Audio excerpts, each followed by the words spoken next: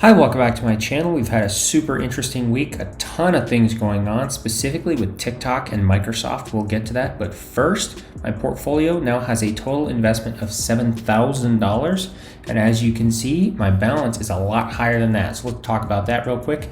Down $466 on the day. On the week, up $455 or about 5.5%.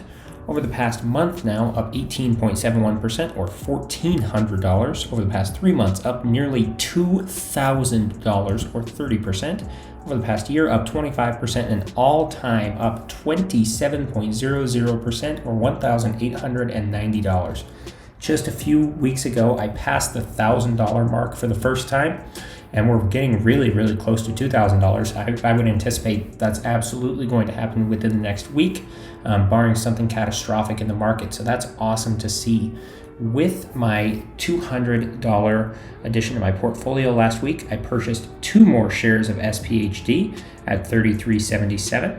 I purchased 1 more share of O, or Realty Income, at $59.23. And last but certainly not least, I purchased $70 of Bitcoin, or 0.00627 Bitcoin. The price there was $11,150.54, and my new position is 0.19175585, or just over 19% of a coin. But as promised, we will get to what's happening with Microsoft and potentially TikTok. We have an opinion article here from MarketWatch. Microsoft's Nadella is making a smart bet with TikTok. There's more to gain than some realize. Microsoft has long pined for more of the under 25 group, and TikTok may fulfill that aspiration most clearly. This summer has been eventful for ByteDance, the owner of the rapidly growing social network TikTok. First, the Indian government banned the application from distribution in the country due to concerns that the Chinese government might access user data. Then a number of U.S. companies warned employees to remove TikTok, and most recently, President Trump threatened to ban TikTok in the U.S. Of course, he has now set an ultimatum. If a U.S. company does not buy TikTok by September 15th, it will be banned in the United States, and this is huge news, not just for the youngins, but certainly for stockholders of Microsoft, of which I am. Nadella has earned a reputation as a savvy operator. He's restored Microsoft's growth with smart bets on business software and a strong push to move the users of various applications, including the company's lucrative Office product, onto the online Office 360 version. Nadella has also remade the image of the swaggering giant as a kinder, gentler, more thoughtful company. Microsoft's purchase of TikTok would be Nadella's riskiest bet to date. If the Chinese government does indeed view TikTok as a crucial asset for influencing U.S. political and social discourse, it could attempt to put backdoors into the software and service. Microsoft would need to work hard to extricate them, and they could result in TikTok's being shut down anyway. Also with TikTok, Microsoft would enter the politically fraught world of social content moderation. Microsoft has assiduously avoided political controversy, but TikTok would inevitably force Nadella to enter that arena in one way or the other. Here they give the example that TikTok censored videos of recent Hong Kong protests, and there's a lot of question marks as to what will happen if TikTok is indeed turned over to a U.S. company. Here we see TikTok's price, which may be over $10 billion, has critics warning that Microsoft is about to overpay. That is one of many things that could halt the deal altogether. Valuation, government intervention, and fresh revelations of spying on users are just a few. Either way, this is huge news, and let's see what's happened to Microsoft's stock over the past week because of this. But first, I want to remind you to subscribe to the channel. I'm growing every single week, and I appreciate any support. Microsoft stock is now trading for $212.21. Personally, I am up $126.39, or almost a 25% return on this stock. My average cost is $170, down about 2% on the day, but on the week, flat pretty much, and on the month, flat again. Over the past 3 months, however, up about 15.5%. Over the past year, up 55%, and the past 5 years, up 352%. Microsoft is consistently one of the 3 largest companies in the world, so they have the money to buy TikTok. So I think it'll be really interesting to see what happens. I'm not sure if Microsoft is a buy for me right now, because I already have those 3 shares, and there's a lot of fluctuations in the market, but it's certainly worth a watch. And if we look here at their earnings, we can see they've been very strong, consistent and strong, meaning that they're trending in the right direction. Decent dividend here, but of course I'm looking more on the growth side, especially in technology. There's really a belief that there's going to be a lot of growth even in downtimes like we're seeing right now with the pandemic. I'm just really interested to see how this whole TikTok situation plays out, so let me know what you think. What has become a weekly occurrence is me showing Vivint Solar. It's down today about 4% between the day and after hours. Lost $52 today alone, but my total return is now up $900 or 267%. If we zoom out to the week, we can see that it's up 21%, but it actually peaked slightly higher here, about 2642, is the high price that we've seen on Vivint Solar. And at that point, I was up about $1,000 on my purchase. I think I'm going to go ahead and sit tight on Vivint Solar. I continue to talk about it every week because there's a lot of fluctuation. And of course, this is both my largest holding and where I've made the most money in my portfolio. But at this price, I just think it's a little bit too high to purchase. That being said, their last earnings call was extremely interesting because they were actually sitting at negative 1 cent per share earnings, meaning that they are still losing money, but significantly more profitable than they have been in the past. And with that merger coming up in December, that's huge to hear. Shocking, really, I would say. So let me know what you think about Vivint Solar. Should I purchase more or should I sit where I'm at?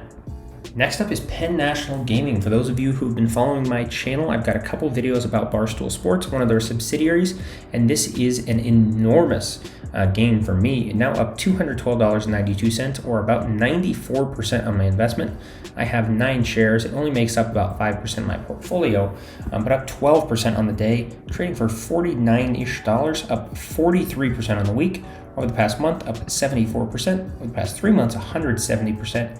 Over the last year, up 175%. And over the past 5 years now, up 155%. Still a 75% buy rating on Robinhood. I think that's lagging behind a little bit at this price. I've seen a lot of analysts talking about it being potentially overpriced, but another interesting one because of the earnings call. So Penn actually announced their earnings this past week, and they lost about $1.70 per share. But the reason this was good news is because, of course, these casinos were shut down for months at a time.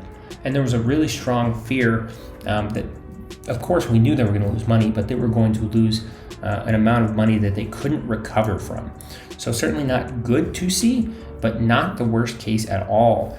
There's a lot going on with sports inside of different bubbles, and I think it'll be huge, as well as the fact that I'm a huge stoolie, and I think that what Barstool is doing is going to transcend really what any sort of ESPN or Fox Sports has been able to do in the past. Here we have Sony. I haven't talked about it in a few weeks. Total return is now up $48.29, or 43%. Only makes up 2% of my portfolio with those 2 shares. But we can see it was down a little bit on the day. On the week, up a minuscule amount. On the month, up 15%, 23% over the past 3 months, 44% over the last year, 186% over the past 5 years. Very strong buy rating, solid earnings, and I keep talking about the release of the PlayStation 5 coming up this fall. I think that will be critical for them. No dividend here at all, but that's okay for me. And earnings, they are trending upwards, I think would be the best way to describe this. Much stronger in Q1 of 2020 than was estimated at 44 cents per share, and the actual was $1.74. So with that release coming up fairly soon, I'm looking at purchasing more shares of Sony in the near future. Good move, bad move? Tell me what you think. The last stock for today is Corning. Because my portfolio continues to get larger nearly every week, my feeling is that I'm going to need to start dumping some of these stocks. So Corning is a stock that I was going to dump a little while ago, probably a month or 2 ago. It's the second smallest holding in my portfolio. My 2 shares are only worth $63.68. Pays a decent dividend, a strong hold rating here on Robinhood. Trading for about $32. Over the past week, up 2.7%. Over the past month, up 20%. Over the past 3 months, up 48%. Over the past year, up 10%. And over the past 5 years, up 71.18%. Not exactly sure what to do with this one because for those who are not aware, Corning produces glass and screens for consumer electronics. And with a recession being pretty much inevitable at this point, I'm not sure that consumer electronics are going to fare very well in the next 5 years even. Not a strong holding in my portfolio, so it's not really going to be difficult to get rid of. And I think it will free up some room to buy some more stuff. So let me know if I should sell that, or really if there are any other consumer electronics companies that you think may be a better fit right now. I've talked about purchasing Apple. I'm open to really any suggestions, so let me know what you think is going to be the best stock right now. Last, of course, we have Bitcoin, which has exploded again on the week. Over the past day, down about 2%, but over the past week, we can see up 2%. Over the past month, up 25%. Over the past month, up 16%. Over the past year, down 3%. And over the past 5 years, up 4,000%. I mentioned it earlier. My total quantity is 0.1917 Bitcoin, or about 19.2% of a coin. My total portfolio diversity is 25% there.